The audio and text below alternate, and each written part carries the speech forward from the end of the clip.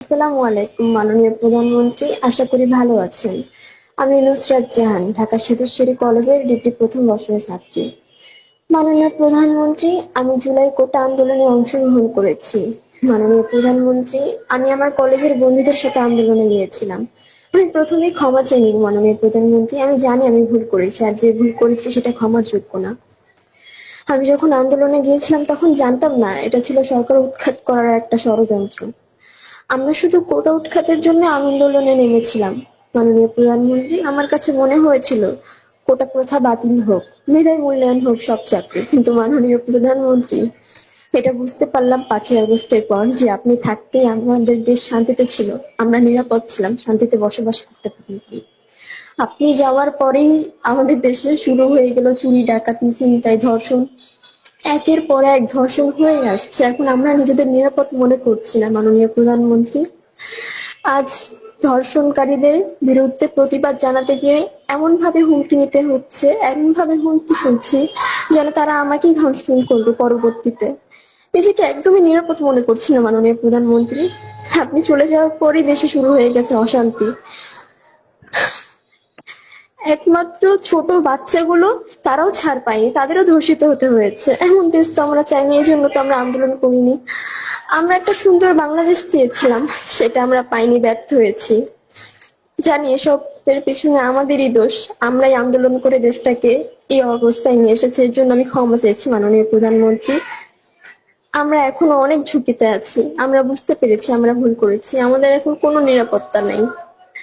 এমনকি 5ই আগস্টের পর আমার নিজের বাড়িতেও চুরি ডাকাতি হয়েছে, অনেক হুমকির মধ্যে আছি।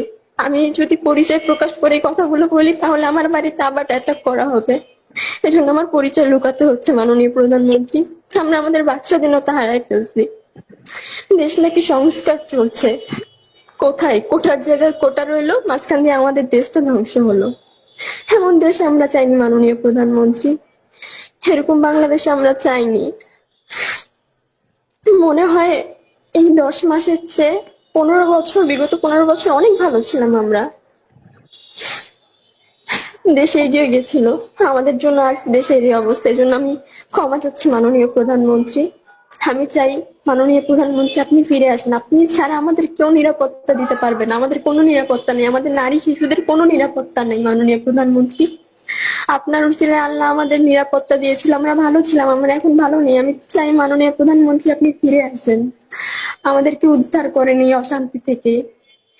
মাননীয় প্রধানমন্ত্রী, আমি আবারও ক্ষমা চাইছি আমার ভুলের জন্য, আপনি ফিরে আসেন। আমাদের একটাই অনুরোধ, আমাদের সবার একটাই অনুরোধ, আমরা আবার আপনাকে দেখতে চাই মাননীয় প্রধানমন্ত্রী, আপনি ফিরে আসুন, আমরা একদমই নিরাপদ নেই। তুমি আমি জানি তোমরা ভুল পথে গেছো। একটা মিথ্যা অপবাদ ছড়িয়ে মিথ্যে করে সমস্ত মানুষকে বিভ্রান্ত করা হয়েছিল, সেটা আমি বুঝতে পারি। কারণ আমি তো আমার সব হারিয়েছি, সব হারিয়েও কিন্তু নিজের জীবনটা দিয়ে আমি দিন রাত পরিশ্রম করে দেশটাকে উন্নতি করি।